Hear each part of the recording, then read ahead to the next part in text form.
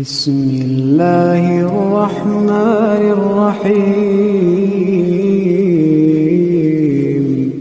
سبح اسم ربك الأعلى الذي خلق فسوى والذي قدر فهدى والذي أخرج المرعى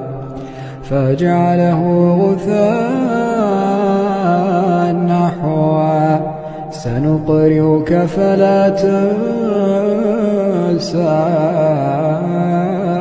إلا ما شاء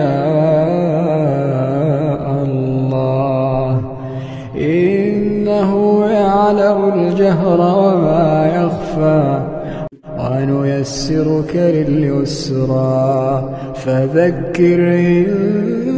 نفعت الذكرى سيذكر من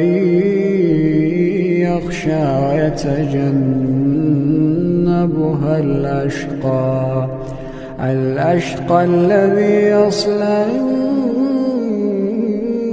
النار الكبرى ثم لا يموت فيها ولا يحيا قد أفلح من تزكى وذكر اسم ربه فصلى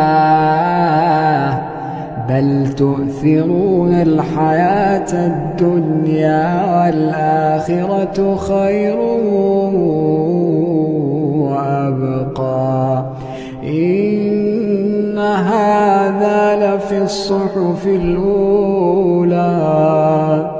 صحف إبراهيم وموسى.